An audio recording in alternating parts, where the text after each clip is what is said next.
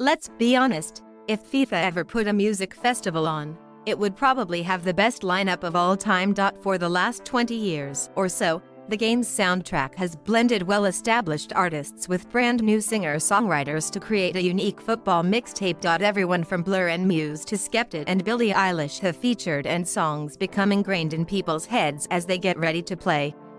The 2022 soundtrack has been revealed with tracks from Little Simz, Glass Animals, Joy Crookes, and Churches. Alongside some of these familiar names are even newer artists like Willow Kane, who says appearing on FIFA 22 is a bucket list moment. Her anthem two-seater features on this year's edition of the game, and she admits it's one of the 5 things she wanted to achieve when she started making music. I remember when we made it, I thought it sounded like a FIFA tune at the time. When it came out, I had a lot of comments with people saying the same. As well as the prestige, the exposure for a new artist can be massive. I'm now a total FIFA girl, she says. And since revealing the news on Instagram, Willow also says she's had former classmates get in touch to tell her how sick a moment it is for her. Success is the best revenge. Getting featured is a huge profile boost and a way for up-and-coming artists to gain new fans, but sometimes it can work the other way around, too. Also on the playlist is emerging British rapper Vic, whose fans told him how good his track A Teen would sound as part of FIFA's soundtrack. He dismissed the idea at first, but then started to think about how he could make it happen and how he had nothing to lose.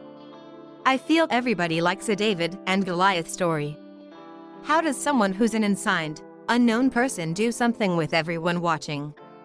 Everybody's scared to fail, he says. At the time, he was working night shifts at Amazon and says he was on his last legs when it came to trying to break into music.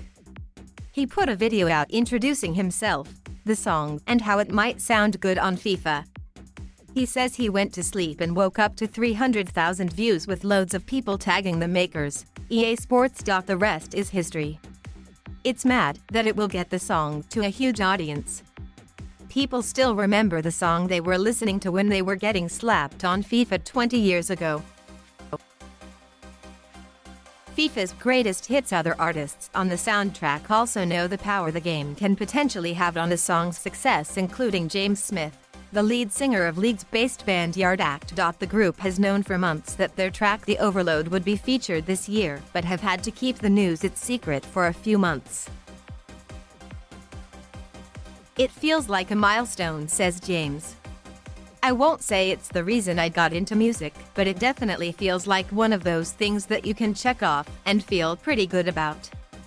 James remembers the bonding experience of playing FIFA when he was growing up, with artists such as Gorillaz, LCD Sound System, and Groove Armada sticking in his head. The game is part of every gamer's life, whether you're a devoted addict or just a passing fan. It's relatable for so many people. Even my mum knows about it.